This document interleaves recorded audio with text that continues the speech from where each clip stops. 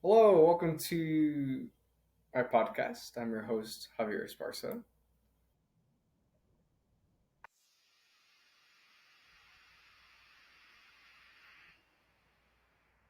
First, I want to say that I was going to make a video beforehand to introduce myself, but due to family problems, I was unable to do that at the time. So, for this one, I'm just going to start off running. So, the topics that we will be going over today is a review summary on a module of my choice. And I'll be talking about a forensic article about Jack the Ripper. And after that, a current events about Ukraine. So for the review summary, I did it on module three, which is doing science.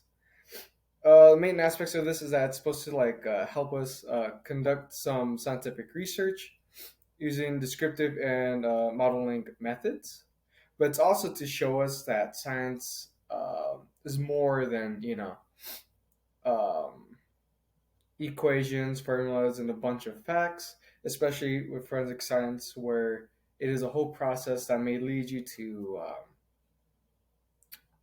what you're hoping for, or maybe it might just lead you to a dead end, whatever it may be, but it's just to teach you that science isn't just boring formulas and facts.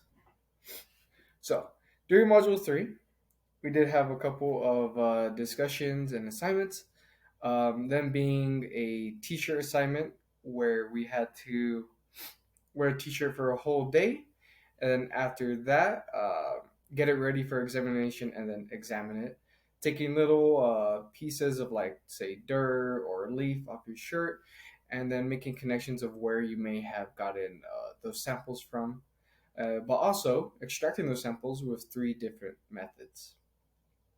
Besides that, there is also a timeline on forensics where we got a chance to make a timeline based on forensics. Um, so that might be like a timeline on new methods for forensics, like fingerprints or figuring out things based on bullet casings, stuff like that, or maybe just like major cases that were solved using forensics. Whatever it may be, we're able to do that. After that would have been is our eyewitness testimony, where we and a couple of test subjects had to look at an image and then for like about 30 seconds and then describe it and or for test subjects they had to draw it or tell us so we could draw it, and then we compare and see and understand why we need more than just one eyewitness for any case. And the last one is, well, it was a science poem. We had a chance to make a poem, be a little bit more creative, and try to enjoy it by making a poem about science, scientific process, and such, which honestly I enjoyed quite a lot. Now, from there, let's go to the topic. Well, a topic, but the article about Jack the Ripper, which it's about the genetic analyst, which could hopefully find who Jack the Ripper is. So, old image. So if we go down, uh, all just saying is how through the examination of like the silk saw, uh, of like mutilated bodies and other pieces of fabric that they're able to find DNA, and using new modern methods, they're able to figure out like it should be somewhere down here. Where is it? Where they're able to figure out certain characteristics of, say, the suspect or possibly the person who died. Um, how they looked like. Just find it here.